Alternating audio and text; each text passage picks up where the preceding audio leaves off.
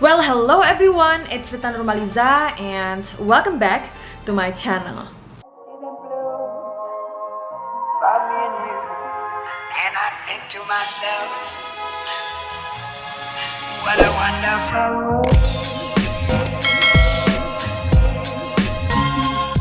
Assalamualaikum warahmatullahi wabarakatuh. Apa kabar Historita kesayangan aku? Semoga kalian selalu sehat dimanapun kalian berada. Nah, spesial ya, di video kali ini aku akan membahas kisah Nabi Sulaiman alaihissalam. Di dalam urutan nama-nama Nabi dan Rasul yang sering kita baca di buku-buku, Nabi Sulaiman alaihissalam berada di urutan ke-18 sesudah Nabi Daud dan sebelum Nabi Ilyas. Ada yang masih ingat gak sih urutannya? Ayo, coba komen ya di bawah. Kisah Nabi Sulaiman alaihissalam tentunya adalah salah satu kisah yang sudah tidak asing lagi ya kita dengar. Banyak keteladanan yang bisa kita contoh dari kisah hidupnya, dan keteladanan Nabi Sulaiman alaihissalam juga memberikan kita banyak sekali pelajaran sehingga kita bisa lebih mengerti arti hidup yang sesungguhnya. Dan menjadi seorang nabi tentu aja memiliki kisah dan mukjizat yang diberikan oleh Allah Subhanahu wa taala. And in this video, mari kita sama-sama belajar dan sekaligus mengingat kembali kisahnya Nabi Sulaiman alaihissalam. Seperti apa? Make sure to keep on watching. Oh ya, buat teman-teman yang baru di channel aku, selamat datang dan selamat bergabung. Jangan lupa diklik tombol subscribe dan juga aktifkan notifikasinya supaya kalau aku upload video baru kalian tidak ketinggalan. Channel aku tayang setiap Selasa, Kamis dan juga Sabtu. Jadi make sure kalian tidak ketinggalan video-video menarik lainnya dari channel aku.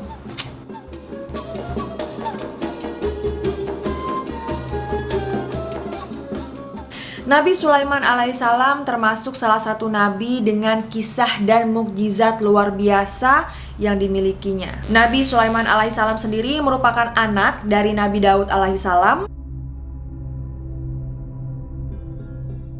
Beliau menggantikan Nabi Daud sebagai raja dan mewarisi tahtanya. Dan Nabi Sulaiman alaihissalam sendiri merupakan anak yang luar biasa cerdas. Sejak dia masih kecil, dia dikenal memiliki keterampilan dan kemampuan berpikir yang baik, terutama dalam hal pengambilan keputusan. Hal ini dikarenakan sang ayah, yaitu Nabi Daud alaihissalam, sering membawa Nabi Sulaiman untuk menghadiri sidang-sidang yang menangani perkara-perkara perselisihan dalam masyarakat. Nabi Daud alaihissalam sendiri memang sengaja ya untuk sering-sering mengajak Nabi Sulaiman ini menghadiri persidangan, karena Nabi Sulaiman ini diharapkan untuk bisa menjadi penerus Nabi Daud, karena Nabi Sulaiman ini adalah anak yang paling pintar di antara saudara-saudaranya yang lain. Saking pintarnya Nabi Sulaiman alaihissalam, pernah nih suatu hari ada dua orang datang ke pengadilan dan mereka ini meminta Nabi Daud alaihissalam untuk mengadili suatu perkara sengketa. Sengketa tersebut adalah mengenai salah satu pemilik kebun dari kedua orang itu yang dimasuki oleh kambing-kambing ternak yang mengakibatkan rusaknya tanaman yang ada di kebun. Dalam perkara tersebut, Nabi Daud alaihissalam memutuskan bahwa sang pemilik binatang ternak harus menyerahkan binatang ternaknya kepada pemilik kebun sebagai bentuk ganti rugi atas keteledorannya dalam menjaga binatang ternaknya. Namun karena dirasa keputusan ayahnya kurang tepat, Nabi Sulaiman alaihissalam kemudian menyampaikan pendapatnya, yaitu si pemilik kambing harus menyerahkan kambing-kambingnya kepada si pemilik kebun, dan si pemilik kebun harus merawat dan mengambil manfaat dari kambing-kambing tersebut untuk keperluannya. Si pemilik kambing juga diharuskan untuk memperbaiki kebun dan merawatnya hingga kembali seperti keadaan semula. Setelah itu, si pemilik kambing bisa mendapatkan kembali kambing-kambingnya dan si pemilik kebun mendapatkan kembali kebunnya yang telah diperbaiki. Dengan demikian, tidak ada seorang pun yang merasa dirugikan. Dan pendapatnya ini pun diterima baik oleh kedua orang tersebut. Di usia yang masih sangat muda, Nabi Sulaiman alaihissalam telah menunjukkan kematangan dalam berpikir dan berani mengutarakan pendapat. Hal ini membuat Nabi Sulaiman alaihissalam semakin dikagumi akan kecerdasan dan keadilannya. Sang ayah pun semakin yakin bahwa Nabi Sulaiman alaihissalam pantas menjadi penerus tahtanya. Dan peristiwa ini menjadi awal permulaan dari sejarah hidup Nabi Sulaiman alaihissalam yang penuh dengan mukjizat dan karunia dari Allah Subhanahu wa taala. Nabi Sulaiman alaihissalam diangkat menjadi nabi pada tahun 970 sebelum Masehi di Palestina dan Israel. Kaum yang dipimpinnya adalah Bani Israel. Tak hanya menjadi seorang nabi dan rasul, Nabi Sulaiman pun meneruskan tahta ayahnya menjadi seorang raja. Beliau berkuasa tidak hanya untuk manusia, tapi Allah juga menjadikan para jin dan setan untuk tunduk dan melayani Nabi Sulaiman alaihissalam. Allah Subhanahu wa taala juga memberikan kemampuan kepada Nabi Sulaiman alaihissalam untuk bisa memahami bahasa binatang seperti burung, semut, dan lain-lain. Nabi Sulaiman alaihissalam juga menetapkan hukum berdasarkan kitab Taurat. Dalam memecahkan persoalan politik dan ekonomi kerajaan pun, beliau menggunakan metode diplomasi yang mana bisa memperkuat hubungan kerajaannya dengan kerajaan lain, seperti kerajaan Syur Fenisia dan para Fir'aun Mesir. Kerajaan yang dipimpin oleh Nabi Sulaiman alaihissalam ini sangat berada di puncak kejayaannya, karena Nabi Sulaiman alaihissalam sangat memperhatikan pembangunan yang ada di dalam negerinya itu. Istana Nabi Sulaiman pun sangat megah dan indah. Istananya ini dibangun dengan gotong royong antara manusia, binatang, dan juga jin. Dindingnya terbuat dari batu pualam, tiang dan pintunya dari emas dan tembaga, atapnya dari perak, hiasan dan ukirannya dari mutiara dan intan berlian, pasir di taman ditaburi mutiara, dan sebagainya. Tak hanya istananya saja, Nabi Sulaiman juga merenovasi Masjidil Aqsa dengan bangunan megah dan besar. Kemegahan dan kebesaran bangunan tersebut adalah suatu anugerah yang tidak akan diberikan oleh Allah Subhanahu wa taala kepada siapapun setelah Nabi Sulaiman alaihissalam. Dan karena kemegahan yang dimiliki oleh Nabi Sulaiman alaihissalam, dia pun mampu menaklukkan Ratu Balqis dari kerajaan Sabah.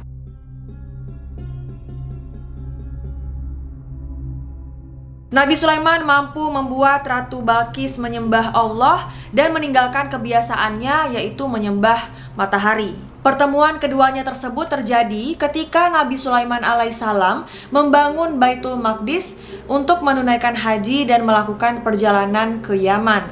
Dan saat tiba di sana, Nabi Sulaiman memanggil burung hudhud untuk mencari sumber air. Ketika burung hudhud kembali setelah mencari sumber air, salah satu dari mereka berkata kepada Nabi kalau mereka menemukan sebuah kerajaan yang besar dan mewah di negeri Sabah yang dikuasai seorang ratu yang bernama Balqis. Burung hudhud berkata, "Saat aku melakukan pengintaian, aku menemukan sesuatu yang harus Tuan tahu.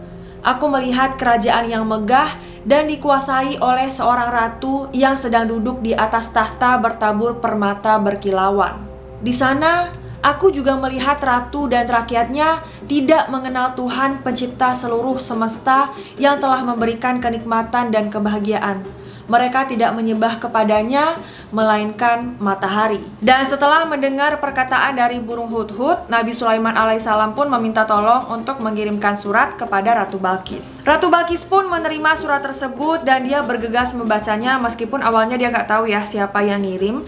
Dan isi dari surat tersebut adalah, "Dengan nama Allah yang maha pengasih lagi maha penyayang, surat ini adalah dariku, Sulaiman.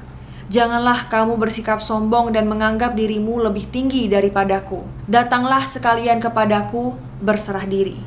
Setelah membaca isi surat tersebut, Ratu Balqis pun mengutus anak buahnya untuk mengirimkan Nabi Sulaiman alaihissalam hadiah berupa harta benda yang dia pikir akan diterima oleh Nabi Sulaiman. Namun ternyata Nabi Sulaiman alaihissalam menolak hadiah pemberian dari Ratu Balqis. Karena hadiah yang diberikannya ditolak dan kerajaan yang dipimpinnya pun ada di genggaman Nabi Sulaiman alaihissalam, Ratu Balqis pun memikirkan cara terbaik untuk menyelamatkan kerajaannya tersebut, yaitu dengan cara datang dan menghadap kepada Nabi Sulaiman alaihissalam. Hal ini memang menjadi cara yang diambil oleh Nabi Sulaiman karena beliau berhasil menundukkan kerajaan Sabah yang berada di bawah kekuasaan Ratu Balqis. Karena pada dasarnya Nabi Sulaiman alaihissalam hanya ingin membuat Ratu Balqis datang kepadanya untuk bisa menghentikan penyembahannya terhadap matahari. Namun, Nabi Sulaiman juga tidak memaksa siapapun untuk masuk ke dalam ajaran agamanya.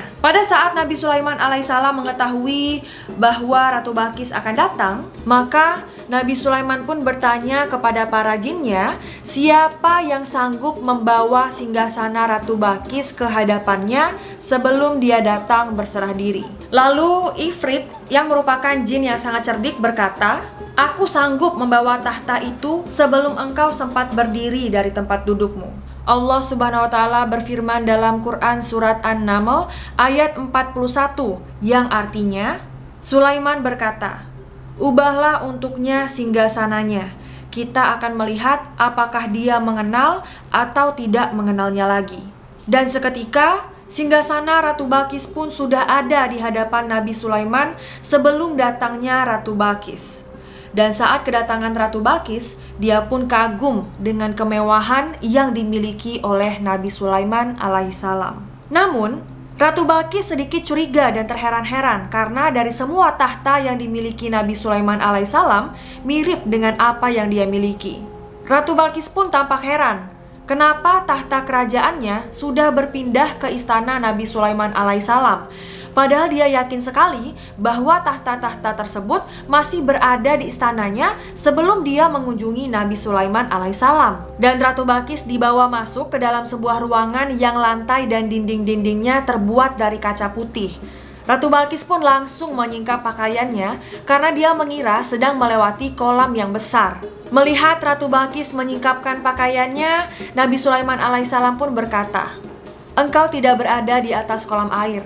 Apa yang engkau lihat itu adalah kaca-kaca putih yang menjadi lantai dan dinding ruangan ini. Mendengar perkataan dari Nabi Sulaiman alaihissalam, Ratu Balqis pun menyadari kelemahan dirinya terhadap Allah Subhanahu wa taala yang ia lihat dari Nabi Sulaiman alaihissalam. Hingga pada akhirnya Ratu Balqis pun berserah diri kepada Allah Subhanahu wa taala dan kedua kerajaan itu pun bersatu dan memiliki masa pemerintahan yang sangat kuat dan tidak terkalahkan. Nabi Sulaiman dan Ratu Balqis pun menikah dan melanjutkan dakwahnya untuk menyebarkan ajaran Allah hingga Nabi Sulaiman wafat. Dan wafatnya Nabi Sulaiman tidak ada seseorang pun yang mengetahuinya hingga tongkatnya dimakan rayap. Allah berfirman, tatkala kami telah menetapkan kematian Sulaiman, tidak ada yang menunjukkan kepada mereka kematiannya itu kecuali rayap yang memakan tongkatnya. Tatkala ia telah tersungkur, taulah jin itu bahwa kalau sekiranya mereka mengetahui yang gaib, tentulah mereka tidak akan tetap dalam siksa yang menghinakan. Dan sebagai seorang nabi, banyak sekali ya keteladanan dari beliau yang bisa kita contohi di kehidupan kita sehari-hari. Seperti halnya bersikap amanah, adil, bijaksana, dan juga rendah hati. Kalau menurut kalian, apa nih pelajaran hidup yang bisa kita ambil dari kisahnya Nabi Sulaiman alaihissalam? Komen ya di bawah. Well, itu dia teman-teman semua, sedikit kisah dari Nabi Sulaiman alaihissalam ya. Kayaknya seru juga nih kita mengulas kembali kisah-kisah para nabi. Apakah kalian tertarik untuk aku ulas lagi kisah-kisah nabi yang lain? Silahkan komen di bawah. Tapi tentunya aku pasti ada kekurangannya. Mungkin informasinya kurang lengkap, kalian bisa tambahin. Ataupun mungkin ada informasi dari aku yang kurang benar, silahkan juga untuk dikoreksi. Jadi kita bisa sama-sama belajar gitu ya. Well, aku sendiri honestly takjub banget ya dengan kisah betapa megahnya istana dari Nabi Sulaiman alaihissalam. I mean, kita denger doang nih, bisa cuman baca doang kisahnya udah kebayang-bayang gitu. Mungkin gak kebayang ya sama aku sendiri, aku gak bisa ngebayangin gitu betapa indah ataupun menakjubkan istana dari Nabi Sulaiman alaihissalam. Masya Allah.